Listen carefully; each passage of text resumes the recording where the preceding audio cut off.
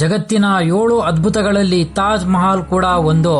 ಇದು ಕೇವಲ ಶಹಜಹಾನ್ ಮತ್ತು ಮುಮ್ತಾಜ್ ಅವರ ಪ್ರೀತಿಯ ಸ್ಮಾರಕ ಮಾತ್ರವಲ್ಲ, ಪ್ರತಿ ವರ್ಷ 6.5 ಮಿಲಿಯನ್ಗಿಂತಲೂ ಹೆಚ್ಚು ಪ್ರವಾಸಿಗರನ್ನು ಆಕರ್ಷಿಸುವ ಕಟ್ಟಡವಾಗಿದೆ.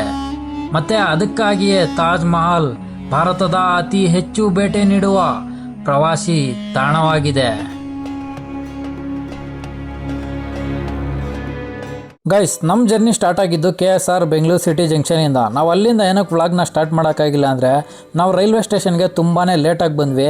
ಯಾವುದೇ ಥರದ ರಿಸರ್ವೇಷನ್ ಮಾಡಿಸಿರಲಿಲ್ಲ. ಮೊಬೈಲ್ನಲ್ಲೇ ಟಿಕೆಟ್ನ ಬುಕ್ ಮಾಡ್ಕೊಂಡ್ವಿ. ಟಿಕೆಟ್ ಕೌಂಟ್ರಲ್ಲಿ ಫುಲ್ಲು ಜನ ಇದ್ದರು. ಒಂದು ಸ್ವಲ್ಪ ಜನರಲ್ ಕ್ಲಾಸಲ್ಲಿ ಯಾವ ಥರ ಇತ್ತು ಎಕ್ಸ್ಪೀರಿಯನ್ಸ್ ಅನ್ನೋದನ್ನು ಕ್ಲಿಪ್ಸ್ ಹಾಕ್ತೀನಿ, ನೋಡ್ಕೊಳ್ಳಿ.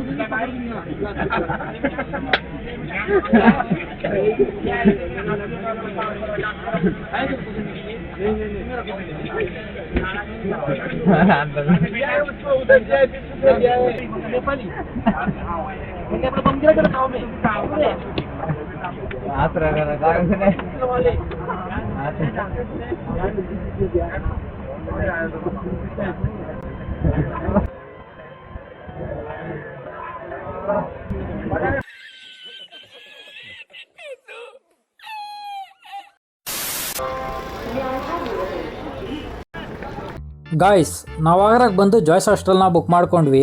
ಏನಕ್ಕೆ ಜಾಯ್ಸ್ ಹಾಸ್ಟೆಲ್ನ ಚೂಸ್ ಮಾಡಿದ್ವಿ ಅಂದರೆ, ತುಂಬಾ ಕಡಿಮೆ ರೇಟಲ್ಲಿ, ಚೀಪ್ ರೇಟಲ್ಲಿ ಸಿಗ್ತಾ ಇತ್ತು ನಮಗೆ.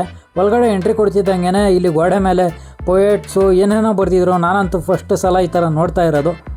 ಈ ಜಾಯ್ಸ್ ಹಾಸ್ಟೆಲ್ಗೆ ಫಾರಿನರ್ಸು, ರಷ್ಯನ್ಸು ತುಂಬಾ ಜಾಸ್ತಿ ವಿಸಿಟ್ ಮಾಡ್ತಾರಂತೆ. ನನಗಂತೂ ತುಂಬಾ ಯೂನಿಕ್ ಆಗಿದೆ ಅಂತ ಅನ್ನಿಸ್ತು. ನೋಡ್ಬೋದು ನೀವು, ಬೇರೆ ಬೇರೆ ದೇಶದ ಫ್ಲ್ಯಾಗ್ಸ್ ಎಲ್ಲ ಹಾಕೋರು ಇಲ್ಲಿ. ಪುನೀತ್ ಅಣ್ಣ ಅವರು ಗಡ್ಡಿ ಮನೆ ಮಾಡ್ಕೊಂಡ್ಬಿಟ್ಟವ್ರು ಇದನ್ನು. ಬನ್ನಿರಿ, ಇವಾಗ ನಾವು ಬುಕ್ ಮಾಡಿರೋವಂಥ ರೂಮು ಮೇಲ್ಗಡೆ ಇದೆ, ತೋರಿಸ್ತೀನಿ ಬನ್ನಿ. ಗೈಸ್, ಇದು ರೂಮ್ ಅಂದರೆ ಡಾಮೆಟ್ರಿ. ಇದು ಒಂದು ಡಾಮೆಟ್ರಿಯಲ್ಲಿ 4-5 ಜನ ಇರ್ತಾರೆ. ಇಲ್ಲಿ ಕೆಳಗಡೆ ಪುನೀತ್ ಅಣ್ಣ ಮಲ್ಕೊಳ್ತಾರೆ, ಮೇಲ್ಗಡೆ ನಾನು ಮಲ್ಕೊಳ್ತೀನಿ. ವಾಶ್ರೂಮು ನೋಡ್ಬೋದು ಗೈಸ್ ನೀವು, ತುಂಬಾ ನೀಟ್ ಆ್ಯಂಡ್ ಕ್ಲೀನಾಗಿ ಮೇಂಟೈನ್ ಮಾಡಿದ್ದಾರೆ ಪ್ರಾಪರ್ಟಿನ. ಗೈಸ್, ಇದು ಯಾವುದೇ ಥರದ ಪ್ರಮೋಷನ್ ವಿಡಿಯೋ ಅಂತೂ ಅಲ್ಲ, ನನಗೆ ಅನಿಸಿರೋದನ್ನು ಹೇಳ್ತಾ ಇದ್ದೀನಿ. ನೋಡ್ಬೋದು ನೀವು, ಹೊರಗಡೆನೂ ಒಂದು ವಾಶ್ರೂಮ್ ಇದೆ. ಇದು ಕೂಡ ತುಂಬಾ ನೀಟ್ ಆ್ಯಂಡ್ ಕ್ಲೀನಾಗಿ ಮೇಂಟೈನ್ ಮಾಡಿದ್ದಾರೆ. ಗೈಸ್, ನಾನು ಈ ಹಾಸ್ಟೆಲನ್ನ ಬುಕ್ ಮಾಡ್ಕೊಂಡಿದ್ದು ಮೇಕ್ ಮೈ ಟ್ರಿಪ್ಪಲ್ಲಿ.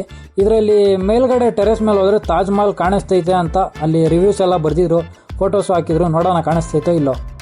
ಒಂದು ಸಲ ನೀವು ಕಣ್ಣು ಮುಚ್ಚಿ ಕಣ್ಣು ತೆಗೆದ್ರೆ ಇಲ್ಲಿ ಟೆರೆಸ್ ಮೇಲೆ ಬಂದು ವಾವ್ ಅಂತ ಹೇಳ್ಬೋದು. ಅಷ್ಟೊಂದು ಸಕ್ಕತ್ತಾಗಿದೆ ಗೈಸ್, ವ್ಯೂ ಮಾತ್ರ ಇದು. ನಾನಂತೂ ಫಸ್ಟ್ ಸಲ ಈ ಥರ ವ್ಯೂ ನೋಡ್ತಾ ಇರೋದು. ನೀವು ಟೀ ಎಲ್ಲ ಫ್ರೀ, ಇಲ್ಲಿ ಅನ್ಲಿಮಿಟೆಡು, ಎಷ್ಟು ಬೇಕಾದರೂ ಕುಡಿಬೋದು. ನೀವೇನಾನು ಆಗ್ರಾಗೆ ಬಂದರೆ ರೂಮ್ಗಳು ತೊಗೊಳ್ಳೋ ಬದಲು ಈ ಥರ ಹಾಸ್ಟೆಲ್ ತೊಗೊಳ್ಳಿ, ತುಂಬಾ ಸಕ್ಕತ್ತಾಗಿರುತ್ತೆ. ನನಗನ್ಸಿದ ಪ್ರಕಾರ ಒಂದು ಬಜೆಟ್ ಫ್ರೆಂಡ್ಲಿ ಹಾಸ್ಟೆಲ್ ಅಂತ ಹೇಳ್ಬೋದು. ಏನಕ್ಕಂದರೆ 300 ರೂಪಾಯಿಗೆಲ್ಲ ಒಳ್ಳೆ ಡಾಮೆಟ್ರಿ, ಹಾಗೆ ಫೆಸಿಲಿಟಿ ಎಲ್ಲ ತುಂಬ ಸಕ್ಕತ್ತಾಗಿರುತ್ತೆ. ಇಲ್ಲೇ ಬಂದು ಕೇಳಿಬಿಟ್ಟು ತೊಗೊಳೋಕ್ಕೆಲ್ಲ ಹೋಗಬೇಡ್ರಿ. ಮೇಕ್ ಮೈ ಟ್ರಿಪ್ಗೆ ಹೋಗಿ, ಮೇಕ್ ಮೈ ಟ್ರಿಪ್ಪಲ್ಲೇ ಬುಕ್ ಮಾಡ್ಕೊಳ್ಳಿ. ತುಂಬಾ ಕಡಿಮೆಗೆ ಆಫರ್ಗಳಿದ್ರೆ ಇನ್ನೂ 250ಕ್ಕೂ ಸಿಗ್ಬೋದು ನಿಮಗೆ. ದಿ ನೆಕ್ಸ್ಟ್ ಡೇ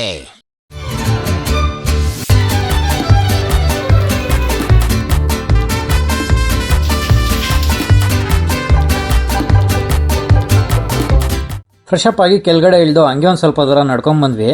ಇಲ್ಲಿ ಇವತ್ತೇನು ನೋಡಬಾರ್ದಂತ ಅಂದ್ಕೊಂಡಿದ್ವೋ ಅದನ್ನೇ ನೋಡಿದ್ವಿ. ಇದು ಇನ್ನೆಲ್ಲೋ ಅಲ್ಲ, ತಾಜ್ ಮಹಲ್ಗೆ ಎಂಟ್ರಿ ಆಗೋ ಗೇಟ್ ಮುಂದ್ಗಡೆನೆ ಈ ಥರ ಕಸ ಎಲ್ಲ ಇದ್ದಿರೋದು. ಡಸ್ಟ್ಬಿನ್ಗೆ ಏನಕ್ಕೆ ಕಸನ ಆಗ್ತಾ ಇಲ್ಲ ಅಂತ ನನಗಂತೂ ಗೊತ್ತಾಗಿಲ್ಲ. ಹಾಗೆ ಒಂದು ಸ್ವಲ್ಪ ದೂರ ನಡ್ಕೊಂಡು ಸೀದಾ ಟಿಕೆಟ್ ಕೌಂಟ್ರ್ ಹತ್ರ ಬಂದ್ವಿ. ಇಲ್ಲಿ ಫಾರಿನರ್ಸ್ ಟಿಕೆಟ್ ನೋಡಿ ಬೆಚ್ಚಿ ಬಿದ್ದೆ ಗುರು. ನಾನಂತೂ 1100 ರೂಪಾಯಿ ಅಂತೆ ಹೊರಗಡೆಯಿಂದ ನೋಡೋಕ್ಕೆ, 1300 ರೂಪಾಯಿ ಅಂತೆ ತಾಜ್ ಮಹಲ್ ಒಳಗಡೆ ಹೋಗ್ಬಿಟ್ಟು ನೋಡೋಕ್ಕೆ. ನೀವು ಇದ್ರ ಮುಖಾಂತರನೂ ಟಿಕೆಟ್ನ ಬುಕ್ ಮಾಡ್ಕೊಬೋದು. ಇನ್ನು ನಮ್ಮ ಇಂಡಿಯನ್ಸಿಗೆ ಹೇಳ್ಬೇಕಂದ್ರೆ 50 ರೂಪಾಯಿ. ತಾಜ್ ಮಹಲ್ನ ಹೊರಗಡೆಯಿಂದ ನೋಡಬೇಕಂದ್ರೆ, ತಾಜ್ ಮಹಲ್ ಒಳಗಡೆ ಹೋಗ್ಬಿಟ್ಟು ನೋಡಬೇಕಂದ್ರೆ ಇನ್ನು 200 ರೂಪಾಯಿ ಎಕ್ಸ್ಟ್ರಾ ಪೇ ಮಾಡಬೇಕಂತೆ.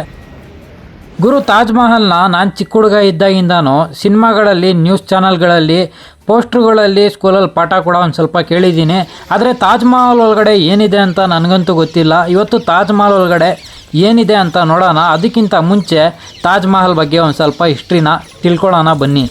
ಗಾಯ್ಸ್ ಇಲ್ಲಿ 11 ಟೊಂಬ್ ಇದೆ, ಅಂದರೆ ತಾಜ್ ಮಹಲ್ನ ಕಟ್ಟೋಕ್ಕೆ 1 ವರ್ಷ 2 ವರ್ಷ ಆ ಥರ. ಈ ಸೈಡ್ 11 ಇದೆ ಮತ್ತು ಈ ಸೈಡ್ 11 ಇದೆ. ಟೋಟಲ್ಲು 22. ತಾಜ್ ಮಹಲ್ನ ಕಟ್ಟೋಕ್ಕೆ 22 ವರ್ಷ ತಗೊಂಡವ್ರೆ. ಇದನ್ನು ಲೇಬರ್ಸ್ ಗೇಟ್ ಅಂತಾನೂ ಕರೀತಾರೆ.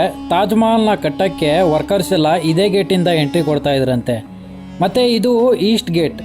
ಶಾಜಹಾನ್ ಅವರ ಯಾರೋ ಮುಖ್ಯ ಅತಿಥಿಗಳು ಬಂದರೆ ಇದೇ ಈಸ್ಟ್ ಗೇಟಿಂದ ಎಂಟ್ರಿ ಕೊಡ್ತಾ ಇದ್ರಂತೆ.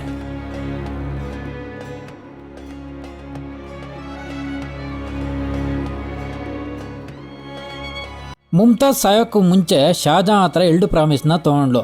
ಒಂದು, ನಾನು ಸತ್ತ ಮೇಲೆ ನೀನು ಯಾರಿಗೂ ಮದುವೆ ಆಗಬಾರ್ದು, ನನ್ನ ಮಕ್ಕಳನ್ನ ಚೆನ್ನಾಗಿ ನೋಡ್ಕೊಬೇಕು. ಇನ್ನೊಂದು, ನನ್ನ ಸಮಾಧಿ ಮೇಲೆ ಬ್ಯೂಟಿಫುಲ್ ಆದ ಬಿಲ್ಡಿಂಗ್ ಕಟ್ಟಬೇಕಂತ ಹೇಳಿ. ಮುಮ್ತಾಜ್ 14ನೇ ಮಗುಗೆ ಜನ್ಮ ಕೊಡೋವಾಗ ಬ್ಲಡ್ ಲಾಸ್ ಆಗಿ ಮುಮ್ತಾಜ್ ಅವರ ಡೆತ್ ಆಗುತ್ತೆ ಬುರ್ಹಾನ್ಪುರಲ್ಲಿ. ಈ ತಾಜ್ ಮಹಲ್ ಕಟ್ಟಿದ 20,000 ವರ್ಕರ್ಸ್ಗಳ ಕೈಗಳನ್ನು ಕತ್ತರಿಸಾಕವ್ರೆ. ಈ ಕಥೆನ ನಾವು ಚಿಕ್ಕ ಹುಡುಗರು ಇದ್ದಾಗಿಂದ ಕೇಳ್ಕೊಂಬತ್ತಾ ಇದ್ದೀವಿ. 1960ರಲ್ಲಿ ಕೆಲವು ಗೈಡ್ಸ್ಗಳು ಜನರಿಗೊಂದು ಸ್ವಲ್ಪ ಇಂಟ್ರೆಸ್ಟಿಂಗ್ ಆಗಿರೋ ಕತೆ ಹೇಳೋಣ ಅಂತ ಹೈಪ್ ಮಾಡಿರೋ ಕತೆ ಇದು ಅಷ್ಟೇ. ನಿಜವಾದ ಇತಿಹಾಸ ಏನೆಂದರೆ 1648ರಲ್ಲಿ ತಾಜ್ ಮಹಲ್ ಕಂಪ್ಲೀಟ್ ಆದ ನಂತರ ಅದೇ ವರ್ಕರ್ಸ್ಗಳು ದೆಹಲಿಯ ಕೆಂಪುಕೋಟೆ ನಿರ್ಮಾಣದಲ್ಲೂ ಮುಖ್ಯ ಪಾತ್ರ ವಹಿಸಿದ್ದಾರೆ. ಇನ್ನೂ ಅದ್ಭುತ ವಿಷಯ, ತಾಜ್ ಮಹಲ್ ಮತ್ತು ಕೆಂಪುಕೋಟೆ ಮುಖ್ಯ ವಾಸ್ತುಶಿಲ್ಪಿ ಉಸ್ತಾದ್ ಅಹಮದ್ ಲಾಹೋರಿ ಒಬ್ಬರೇ. ನಿಜವಾಗಿಯೂ ಕೈ ಕತ್ತರಿಸಿದ್ರೆ ಕೆಂಪುಕೋಟೆ ಯಾರು ಕಟ್ತಾಯಿದ್ರು? ವಾಸ್ತವದಲ್ಲಿ ಶಾಜಹಾನ್ ಆ 20,000 ವರ್ಕರ್ಸ್ಗಳು ಮತ್ತು ಅವರ ಕುಟುಂಬಗಳಿಗೆ ತಾಜ್ ಮಹಲ್ ಹತ್ತಿರವೇ ತಾಜ್ಗಂಜ್ ಎಂಬ ನಗರ ನಿರ್ಮಿಸಿದರು. ಇಂದಿಗೂ ಅವರ ಮುಂದಿನ ಪೀಳಿಗೆಯು ಅಲ್ಲೇ ವಾಸಿಸಿ ಮಾರ್ಬಲ್ ಕೆಲಸ ಮಾಡುತ್ತಿದ್ದಾರೆ. ಈ ಬಾಟ್ಲುಗಳನ್ನ ಯಾರೆಲ್ಲ ಎಸ್ದೋರೋ ಅವ್ರಿಗೆ ಯಾವ ಅವಾರ್ಡ್ ಕೊಡ್ಬೇಕಂತ ನೀವೇ ಕಾಮೆಂಟ್ ಸೆಕ್ಷನ್ ಅಲ್ಲಿ ತಿಳಿಸ್ರಿ. ಅದೇ ಅವಾರ್ಡ್ ಕೊಡೋಣ ಅವ್ರಿಗೆ ಹುಡುಕ್ಬಿಟ್ಟು. ಈ ಬಿಲ್ಡಿಂಗ್ನ ಗೆಸ್ಟ್ ಹೌಸ್ಗೋಸ್ಕರ ಯೂಸ್ ಮಾಡ್ತಾ ಇದ್ರಂತೆ. ಮತ್ತು ಇದು ಮಸೀದಿ, ಇದು ನಮಾಜ್ ಮಾಡೋಕ್ಕೆ ಯೂಸ್ ಮಾಡ್ತಾ ಇದ್ರಂತೆ.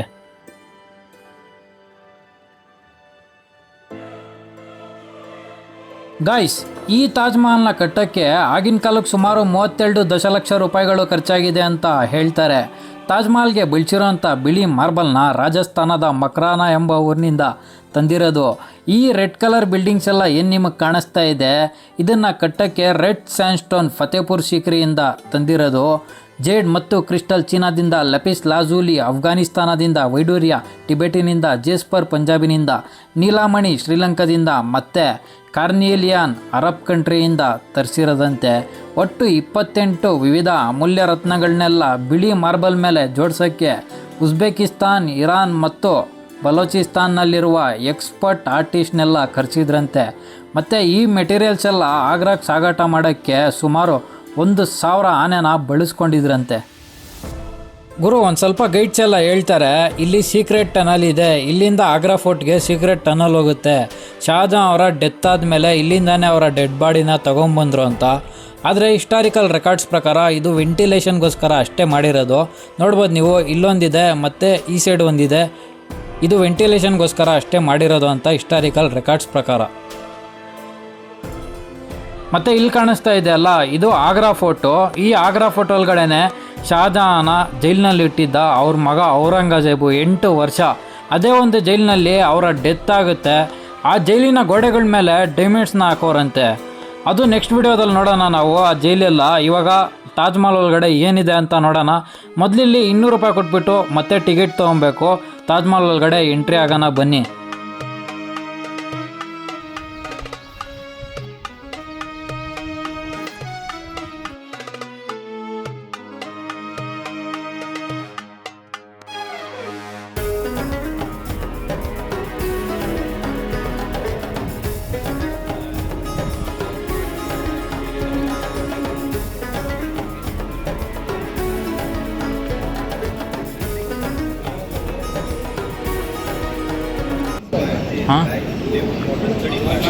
ಗುರು, ನೀವಿಲ್ಲೇನು ನೋಡ್ತಾ ಇದ್ದೀರಲ್ಲ, ಇದು ಶಾಜಹಾನ್ ಮತ್ತು ಮುಮ್ತಾಜ್ ಅವರ ಅಸ್ಲಿ ಸಮಾಧಿಗಳಲ್ಲ.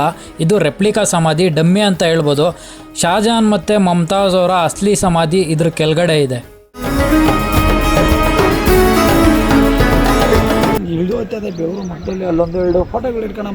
ಗುರು, ತಾಜ್ ಮಹಲ್ ಬಿಲ್ಡ್ ಆಗಿ 372 ವರ್ಷ ಆಗಿದೆ.